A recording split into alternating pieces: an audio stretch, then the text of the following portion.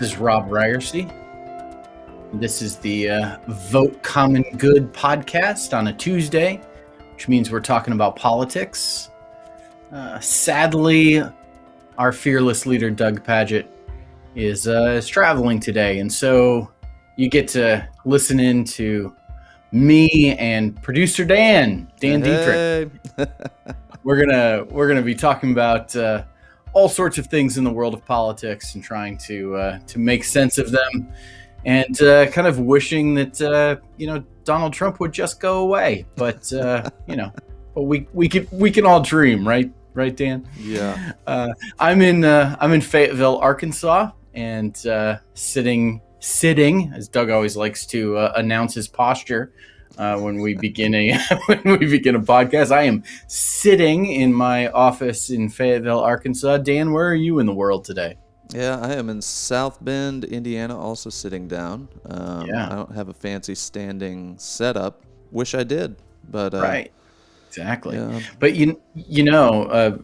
for those folks out there that are listening in, whether that's live on Facebook right now or Twitter or wherever you're watching. Or listening in on Apple Podcasts or Spotify or Google Play or all of those places where podcasts are available. Producer Dan, well, I just like calling you that, Producer Dan. Dan that's better than some of your other nicknames.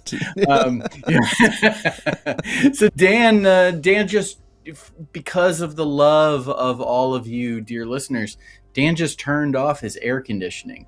That's true. So if he starts to sweat, you understand. Speaking of sweating, Dan, can you believe the heat wave in the Pacific Northwest? Man, it's wild. I've got relatives up there, and they're sweating it out. And it's hard to say that this is just weather as usual, right? When we're hitting these sort of highs. So. Yeah. It's interesting. And Doug likes to make the point that weather is not climate. However, climate impacts weather, right? Mm-hmm. And I think when we're seeing so many dramatic shifts in weather patterns, like that has got to be a canary in the coal mine for us. Yeah. It says, listen, something is happening here, and we've got to do something about it.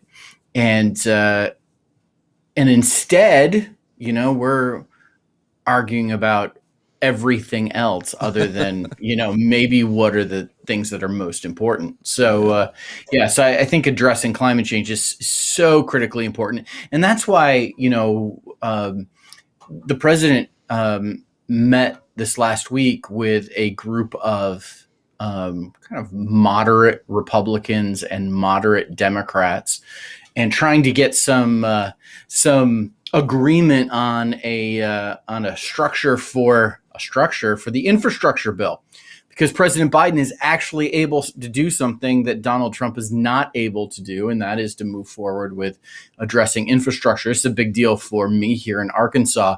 I don't know if you've heard this, but the bridge between Arkansas and Tennessee that crosses the Mississippi River between West Memphis and Memphis, Tennessee, is currently closed because of a big crack in the bridge. Yeah. And, it is, so traffic's being diverted. It is having a significant impact on the economy in Memphis and the economy in Arkansas, and really around the country. It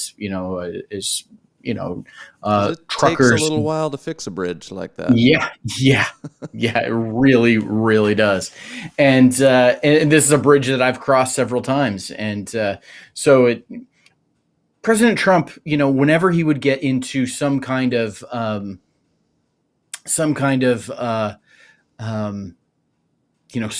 problem, some kind of scandal, which was, basically weekly, it became kind of a running joke that, like, to try to distract and change the story, to change the narrative. And that famous Don Draper line from Mad Men, if you don't like what they're saying about you, change the conversation. That was the approach that the Trump administration had. And every time they would wheel out, no pun intended, infrastructure week as the solution, that like, hey, this week we're going to handle infrastructure. It's infrastructure week. Just wait until infrastructure week. Became this running joke. In fact, that when Doug and I like went through a top 10 list of most hilarious things from the Trump administration in, I think, our final This Guy's Got to Go podcast that we used to do on the day that Joe Biden was inaugurated president of the United States, Infrastructure Week made the list of most hilarious things from the Trump administration. But what we have here with Joe Biden is actual success when it comes to infrastructure, moving forward with an infrastructure deal, and using this kind of bipartisan moderate group of Republicans and Democrats. And, it's all the usual suspects here. We've got, Susan Collins and Mitt Romney and Joe Manchin and Kristen Simea, we've got all the usual suspects, and now there's a group of progressives in Congress, the so-called squad, who are saying, wait a minute. What about our concerns, especially related to climate change? Mm-hmm. And are we going to address those in the infrastructure bill? Why are essentially asking the administration, why are you making a deal with Republicans to get this thing passed, and in the process ignoring our concerns? Mm-hmm. And so there's a group of progressives now that are considering holding up the infrastructure bill in Congress because it does not address climate change nearly as aggressively as it needs to. And what a important time and a critical moment to raise that issue, as the western part of the country is baking at this point. Yeah. Rob, tell me, why do folks feel like the infrastructure bill is the time and place to make pushes toward climate change? Yeah, well, there's a couple things. One is things that are included in the infrastructure bill are things like roads. And, obviously that, has to do with the fossil fuel industry and cars and all of that. And there's the opportunity that, to think about how do we be most efficient and not destroy the environment, just by, steamrolling over everything, paving everything and driving over it. There's also concerns about public transportation and how that can help to reduce our dependence on fossil fuels. Mm-hmm. And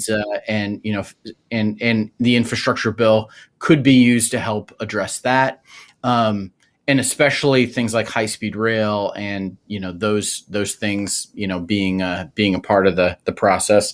Something else that's a part of it is simply the idea of jobs and what types of jobs are going to be created as a result of this. Are they going to be more fossil fuel jobs that end up doing damage to the environment, or are they going to be so-called green jobs that help to spur on? See, we have so many false dichotomies that we're given in our political system, and one of the false dichotomies that we're given is that you have to choose between the environment and the economy. Right. And the reality is that you don't. So there's a number of things. And then when you step beyond that, there's arguments about what else is infrastructure. Yeah. And it seems like, and I think the Republicans have a legitimate critique when they say that, well, Democrats will call anything infrastructure.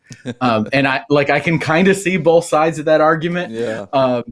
Because there's, like healthcare and childcare was in there. Childcare, because you've got to address not just the infrastructure that moves our vehicles around and moves us around in our vehicles, but the infrastructure that supports our economy. Right, the systems in place that make it possible for people to work. Yeah, exactly. I'm a big Mayor Pete fan, living here in South Bend, and now Secretary Pete, Secretary of Transportation, has been great in convincing even Republicans that a lot of this is necessary stuff to to keep our economy moving. I don't know how successful he'll be in when it comes to a vote, but even Republicans seem to be like, well, I kind of like this guy, and so I'm Yeah. hopeful that some of it will be included. Well, here's the reason why an infrastructure bill, is really possible and is a huge opportunity to demonstrate leadership from the Biden administration. I mean, you just boil it down to nobody likes traffic, right? And, and if you're able to say, hey, we're going to address this stuff, we're going to make roads and bridges better and safer, and it's going to be a headache when the construction is happening, but once it's over, like you're going to be able to get around better. People are going to be on board with that. They're going to say, oh yeah, that's actually something that the federal government ought to do. And so I think this is one of those bills that I think the president's going to get a big win out of it. I think the idea of bipartisanship is going to get a big win out of it. My concern, I remain concerned that, and again, we're going to have to see what's actually in the bills that actually get passed and then get sent to committee to be reconciled and all of those things. We'll have to see what actually comes out of everything. Yeah. But it seems to me that this is an ideal time to address not everything that we need to address related to climate change, but a number of the things that we need to talk about. And this is an opportunity to address those things. And I join with those progressives in Congress questioning, like, is that actually going to happen? Are we going to miss a golden opportunity here? Mm-hmm. Do you worry that in an effort to include some of those quote unquote more progressive positions on climate change, will that torpedo the end result and just rile up Republicans who are just so anti anything AOC does or says? Yeah. Do you worry about that at all? Yeah, and a little side note, and we'll probably talk about the Trump rally that took place. Did you see the clip from Marjorie Taylor Greene, saying that AOC needs to be locked up? That she called her that little communist, AOC, and listen, Alex is somebody that you got to be real careful about insulting, because the clapbacks are fantastic. and so Alex tweeted, I should say Representative Ocasio-Cortez tweeted, I'm taller than she is, which is just so funny. And the best Marjorie Taylor could come back with was, well, you're still a commie. Yeah, it's exactly. Goodness. So I think that the real challenge that the Biden administration has is threading this needle. And it's really difficult. They have got to figure out, how do we keep progressives, in line, not in line, but how do we keep progressives from revolting and on board? And at the same time, how do we put together something that's going to, be strong enough to be filibuster proof in the Senate? Because we found that, as we've seen already, that anything the Republicans want to shoot down, they're able to because of the filibuster. And so filibuster proofing this legislation is really important. And so there's going to have to be compromises all around. And that's, the essence of governing, I suppose. Yeah. So in the article, you've got 3 Republicans in on this meeting, 3 or 4. Do you think Biden has 10 that would sign on to this at this point? I think I think that's typically that's a kind of a representative group, and again, infrastructure is one of those things that instinctively everybody says, oh yeah, the government needs to do something about that.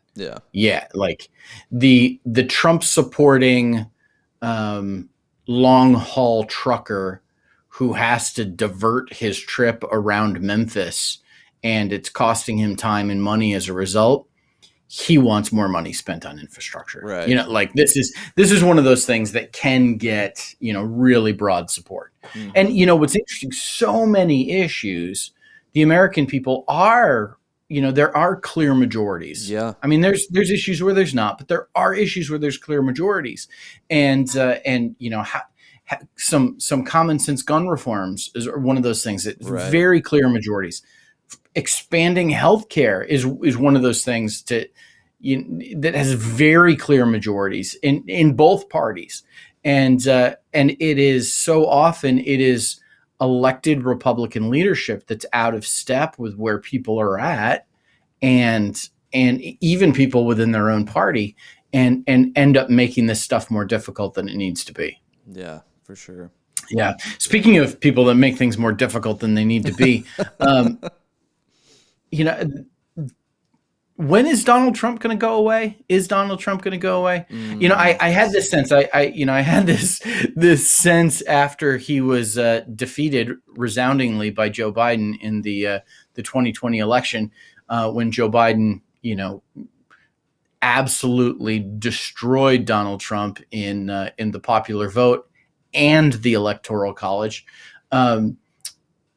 Matching what Donald Trump once called the biggest Electoral College victory of all time when he got that same number of electoral votes against Hillary Clinton. I had that sense that, you know, I had President Gerald Ford ringing in my ears of like our long national nightmare is now over. Our long national nightmare is not going away, is it, Dan? Like we just keep waking up. And we wake up, and this story here was the main story on foxnews.com yesterday. Like the lead story on foxnews.com, the headline, the picture. And yeah, some of you are going, wait a minute, you read foxnews.com? Absolutely, I read foxnews.com. Everybody ought to read foxnews.com. I'm just going to wait for the comments. You do. Yeah, I'm just going to wait for the comments to come rolling in. But this was the lead story on foxnews.com yesterday, Speaker Trump. And it lays out the scenarios that Doug and I have talked about on this podcast a few times, that there is a more than a whisper campaign that Donald Trump could end up as Speaker of the House. If, and I have made no secret of the fact that I am absolutely terrified about the 2022 midterms. If Republicans are able to take a majority in the Senate, in the House in 2022, which, given history, is not an implausible possibility. Right. Donald Trump, and could become Speaker of the House. Now, there's two scenarios where this could happen. One is if he were to run for Congress and get elected and then be chosen by his fellow Congress people. That's only happened once that a former president ran for Congress. Do you know this little bit of history, Dan? Do you know who it was? I'm very curious. Our sixth president, John Quincy Adams, returned to Congress after serving as president, and one term as president. Yeah, I think he was a one-termer. I don't. Come on, Dan. I don't know that much. I just know these little trivia things. You know, there's the problem is that Donald Trump himself lives in a deep blue district.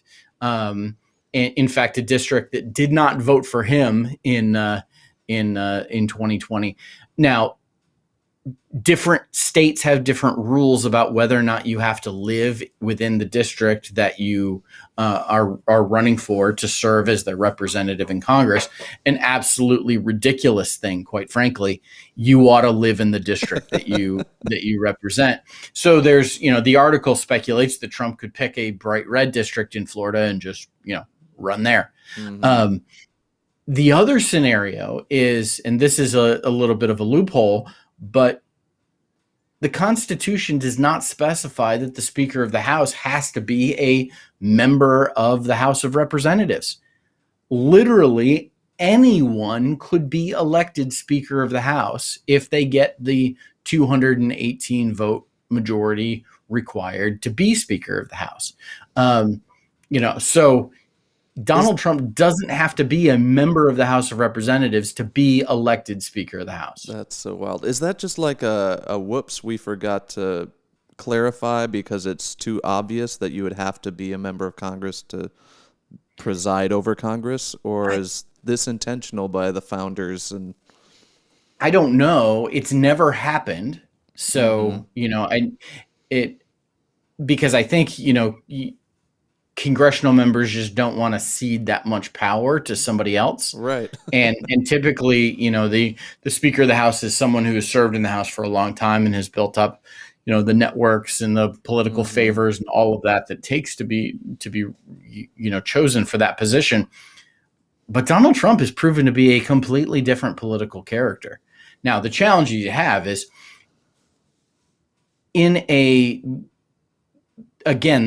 there are no specific rules about this, but tradition has held that you have to have a majority in the House of Representatives to become Speaker of the House. And you have to hit that 218 number where you have, over 50% to be Speaker of the House. If there were a three-way race for Speaker of the House, and someone did not hit that 218 number, what has happened in the past has been multiple ballots until someone gets there, and there's the backroom deals that happen and all of the the politicking that takes place for that to happen. It could be if there are a number of Republicans who would refuse to vote for Donald Trump because they think he fomented an insurrection against the country, and 10 of them voted to impeach him.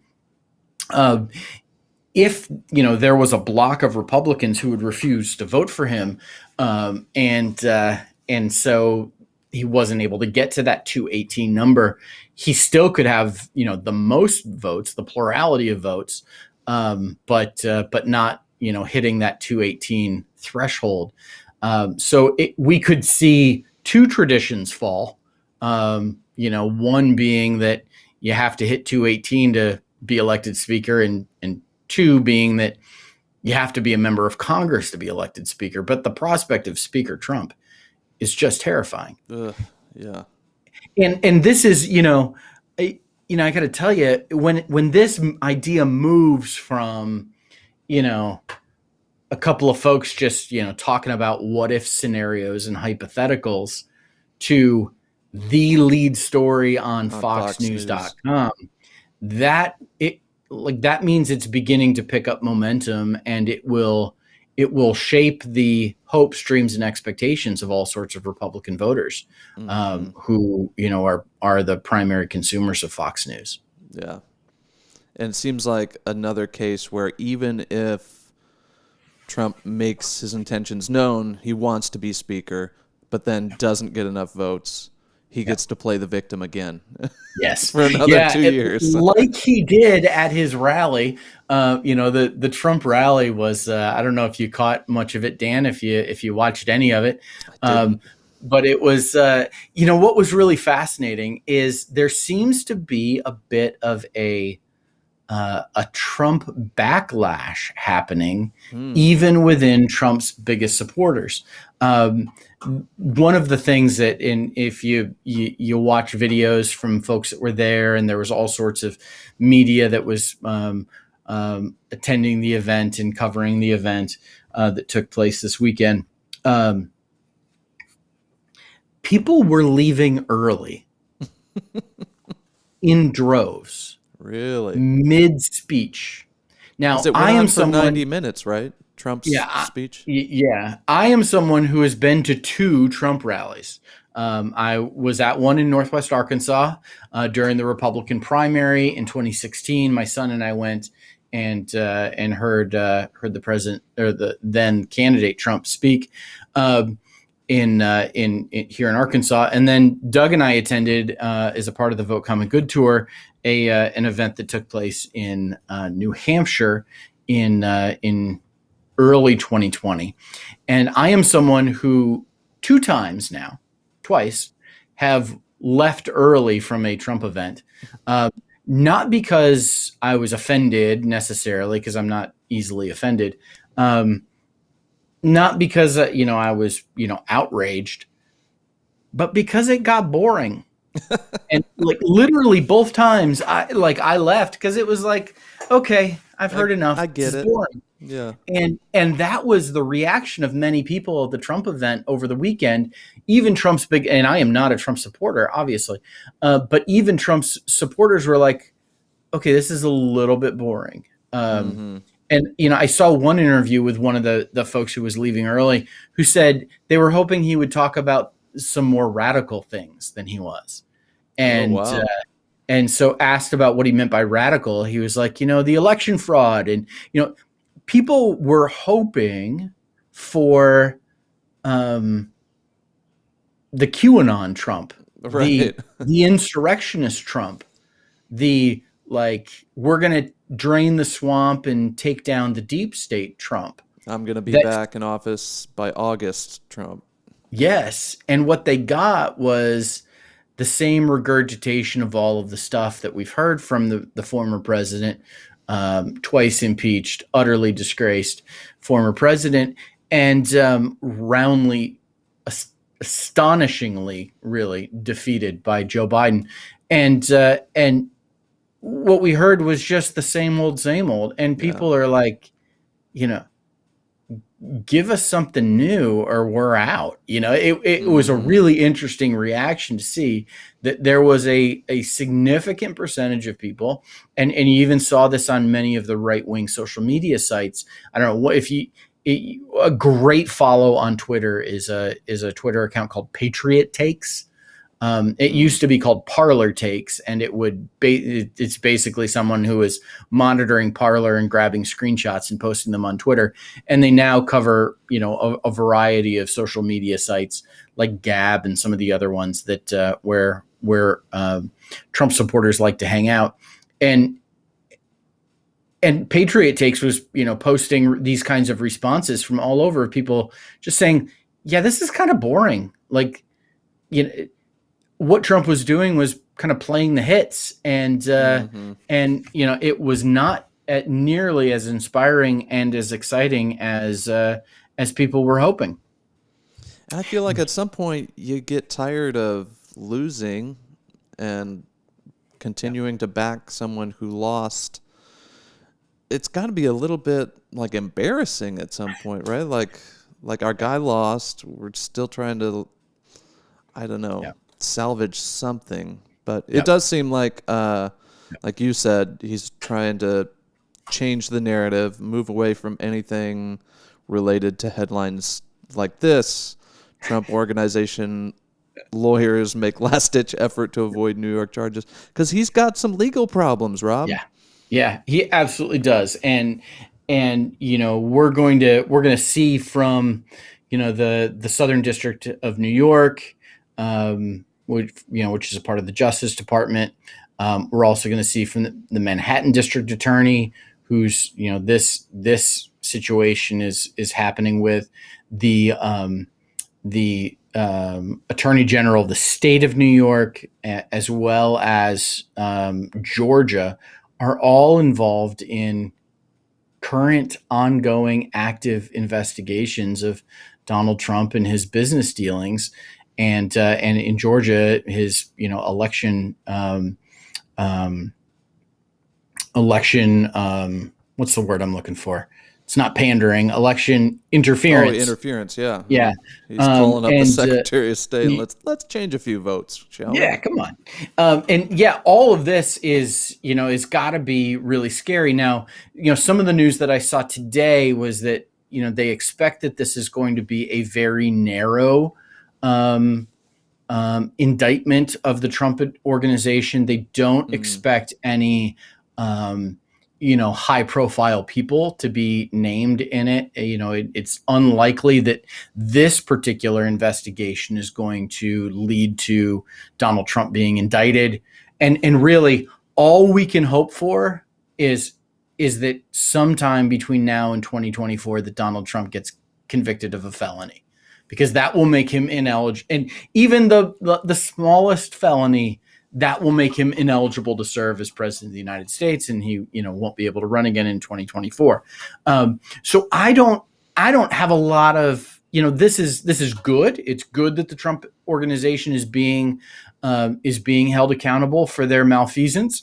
I don't think that this particular case is the silver bullet. I think what the state of New York is doing, and the Southern District of New York, which is the U.S. Attorney as part of the Justice Department, I think those are the cases to watch. This one, I don't have nearly as much kind of oomph for that I do with some of the other cases. Gotcha. How likely do you think it is that one of these investigations sticks and there's a felony charge? Yeah, I hope it happens. I think I would be surprised if it does. Yeah. It's just, I don't know. I just think I would be surprised if it does. But if it did, it would have a massive impact on the 2024 presidential race, which apparently has already begun. It's already underway. Yeah, it is. I gotta tell you, Dan, I'm someone who's real involved in political campaigns and involved in elections, and these cycles are getting longer and longer and longer, and it's really unfortunate. Yeah. I don't think it's good for the country that we have endless campaigning. I think that I just think it's bad. I just think it's not healthy for our democracy. And I don't know, exactly what to do about it. It would be interesting to, in the same way that we limit the money that can be donated to campaigns, it would be really interesting to limit how campaigns spend their money and when they can spend their money. If we were to limit that to, 3 months before a primary, and then 3 months before the general election, that would have a dramatic impact, I think, on our politics. But these are other thoughts. But that's not the case now. So Nikki Haley, Mike Pence, Tom Cotton, Mike Pompeo, and a whole bunch of other Republicans. Putting out some feelers, yeah. Yeah, what's the name of the governor from North Dakota? Gosh. She's somebody to watch. She's someone to kind of keep your eye on. They're putting out some feelers, beginning the work of building a network, meeting folks in New Hampshire and Iowa, going around the country trying to get donors lined up behind them as opposed to their opponents. And it looks like 2024 is upon us. Oh man. Do you think Pence has a chance? I just keep hearing stories of him just getting booed off the stage. No. Mike Pence is going to end up like Dan Quayle, as he is going to overestimate his appeal and will be an also ran in the 2024 election. And then we'll probably go away for him, for us never to hear from him again. Yeah. Well, that might be a best case scenario for all of us. Exactly. This is not a problem. I feel zero sympathy for a guy that hitched his wagon to the Trump train and then was betrayed by Trump in the most literal, like, they set up a gallows for Mike Pence during the insurrection, and Trump was like, "Yeah, go get him, boys." Yeah, chanted about how they wanted to hang him. Yeah, I highlight this story simply because it's a little bit amusing that the race has already started. The reality is that the race hasn't started, and it is entirely too soon to begin handicapping this, thinking about who's going to win, who could win, until we were doing that, in in 2016, and then Donald Trump, came down the escalator in Trump Tower and turned the whole thing on its head. And even when that happened, we were, I was one of those really unfortunate people that was saying, I would say to people, it's like, I like Donald Trump running for president because it was amusing as hell, but I don't want Donald Trump to be president. And now I don't even like the thought of Donald Trump running for president. It just seems so ridiculous of a possibility. Mm-hmm. And there were those warning us that it could happen, and we were completely wrong. They were completely right. And so I think it feels entirely too soon to even begin to wonder about how all this is going to play out. Yeah. Yeah. And so much can happen between now and then. So absolutely. And that does not mean that people are not continuing to plan and to work towards,